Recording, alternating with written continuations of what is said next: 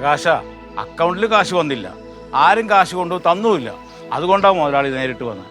പൈസ തരാന്ന് ഏട്ടൻ ഏറ്റതല്ലേ, തരും. ചേട്ടനല്ലേ ഇവിടെ? ചേട്ടൻ പുറത്തു പോയേക്കാം. ചേട്ടൻ വരട്ടെ, ഞാൻ കണ്ടിട്ടേ പോകുന്നുള്ളൂ.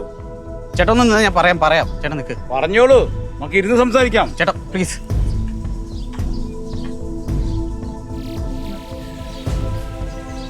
ചേട്ടനോടെ വിളിക്കാൻ പറയാ. വേണ്ട, ഞാൻ വന്നല്ലോ, ഇനി കണ്ടിട്ട് പോ.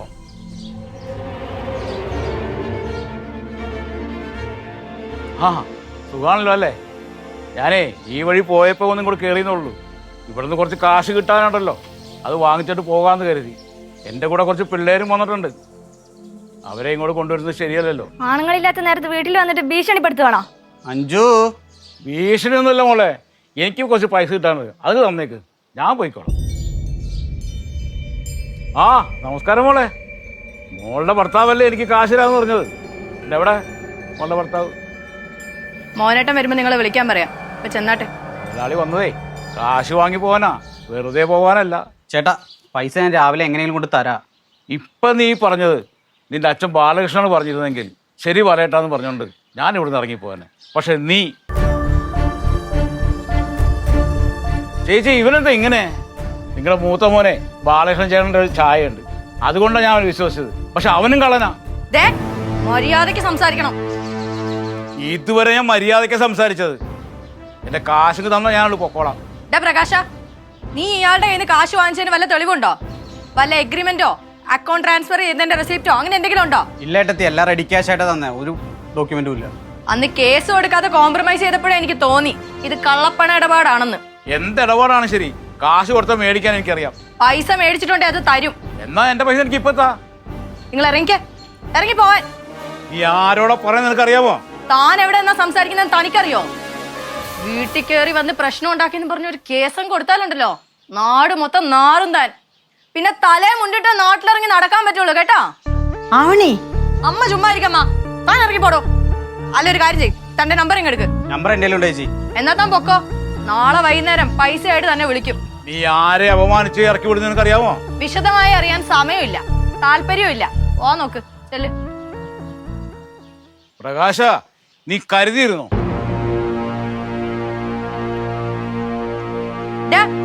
നിനക്ക് ആ പൈസയുടെ കാര്യം മോഹനേട്ടനെ ഒന്ന് ഓർമ്മിപ്പിച്ചൂടായിരുന്നോ? മറന്നതായിരിക്കും. ഞാൻ ഓർമ്മിപ്പിച്ചോളാം.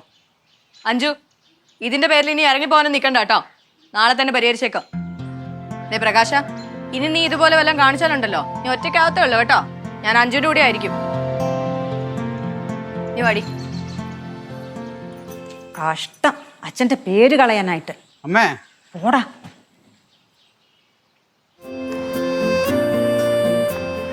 കള്ളം പറഞ്ഞ രക്ഷപ്പെട്ടത്. രക്ഷപ്പെട്ടില്ലേ? ഇനി പേടിക്കണ്ട. എനിക്ക് പേടിയുണ്ട്, എന്തോ ലക്കിരങ്ങാണ്ട രക്ഷപ്പെട്ടത്. എന്റെ ടെൻഷൻ അതൊന്നുമല്ല, ഇനി എങ്ങനെ സംസാരിക്കുമെന്ന്. ഇനി കുറച്ച് നാൾ സംസാരിക്കൊന്നും വേണ്ട. അത് പറ്റില്ല. ആ ഫോൺ എടുക്കാൻ എന്താ വഴി? കേറിയങ്ങ് ചെന്നാ മതി, അമ്മയാള് എടുത്തങ്ങ് തരും. ഇപ്പൊ അതങ്ങ് മറന്നേക്ക. നീ എന്തെങ്കിലും വഴി പറ. വഴിയൊന്നും ഇല്ല, നീ ഇതുപോലെയൊക്കെ കണ്ടാ മതി, വിളിക്കൊന്നും വേണ്ട. അത് ഓക്കെ, ഞാൻ വന്നു നീ എങ്ങനെ അറിയും?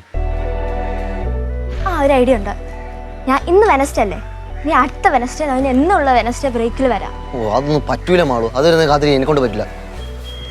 നീ അതേ ഉള്ളു വഴി, വേറെ ഒന്നും ഇല്ല.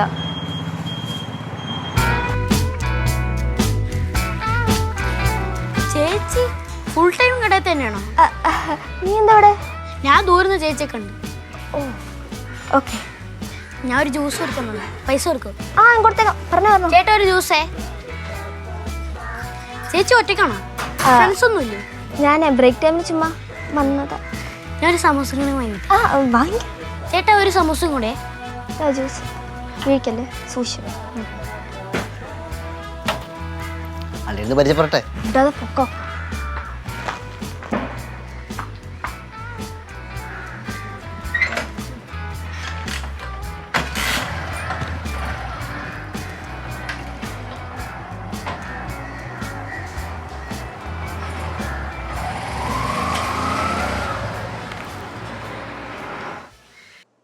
ആണല്ലേ? Okay okay. എടാ നീ എങ്ങനെയെങ്കിലും ഒന്ന് ട്രൈ ചെയ്യ് മോനേട്ടാ. അതെ, സംസാരിച്ചോണ്ടിരിക്കണ കേട്ടൂടെ ഇവിടെ? അല്ല ഇല്ലേ, ഇവിടെ പറഞ്ഞതാ. ആ നീ നോക്കിയിട്ട് വിളിക്ക്. ശരി ശരി. ആവണി ഞാൻ എനിക്കൊന്നും കേൾക്കണ്ട. നിങ്ങളോട് ഞാൻ എത്ര ദിവസം മുന്നേ പറഞ്ഞതാ എനിക്ക് PSC ടെസ്റ്റ് കൊണ്ട് ലീവ് എടുക്കണമെന്ന്. ഇടി തിരക്കിന്റെ ഇടയിൽ വിട്ടുപോയി, സംസാരിച്ചിട്ടുണ്ടല്ലോ, ഇപ്പൊ തിരിച്ചു വിളിക്കും. ഓ, അപ്പൊ തിരക്കിന്റെ ഇടയിൽ നിങ്ങൾ എന്റെ കാര്യം മറന്നുപോയി. ഇടി മറന്നുപോയതല്ല, ഓഫീസിൽ ഓഡിറ്റ് കിടക്കാണ്. എന്തായാലും ഞാൻ അവിടെ വേണം, അല്ലെങ്കിൽ ഇപ്പൊ ലീവ് എടുക്കണമെങ്കിൽ ഇപ്പൊ എന്താ പാട്? അവനിപ്പോ എന്തായാലും തിരിച്ചു വിളിക്കും. അതെ വിളിക്കും. ഹലോ, ആ ഓ ലീവ് സാങ്ഷൻ ആയ? ഓക്കേടാ, താങ്ക് യു വലിയ ഉപകാരം.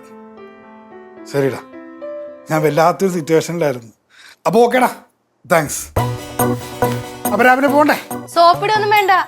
ലീവ് എങ്ങാനും കിട്ടിയില്ലായിരുന്നെങ്കിലുണ്ടല്ലോ ഇന്നത്തോട് നിങ്ങളുടെ അവസാന ദിവസമായിരുന്നു. അതെനിക്കറിയാലോ, അതുകൊണ്ടാണല്ലോ ഞാൻ ഇത്ര കഷ്ടപ്പെട്ട് ലീവ് ഞാൻ മേടിച്ചെടുത്തത്. മോനേട്ടാ, ഞാൻ എന്റെ വേറൊരു ആഗ്രഹം കൂടെ പറയട്ടെ. നിന്റെ ആഗ്രഹങ്ങൾക്ക് ഒരു അവസാനവും ഇല്ലേ? എന്നാ ഞാൻ പറയുന്നില്ല. അയ്യോ പറ, നീ പറയ്. എനിക്ക് തലക്കൊല ഉണ്ടാവൂല ഇവിടെ. നമുക്ക് നാളെ PSC ടെസ്റ്റിന് പോകുമ്പോ ബുള്ളറ്റിൽ പോയാലോ? ആ, ബുള്ളറ്റില് ഈ പൊരിഞ്ഞ വെയിലത്ത് അത്രയും ദൂരം നമുക്ക് വേറെ പണിയൊന്നുമില്ലല്ലേ? ബുള്ളറ്റിന്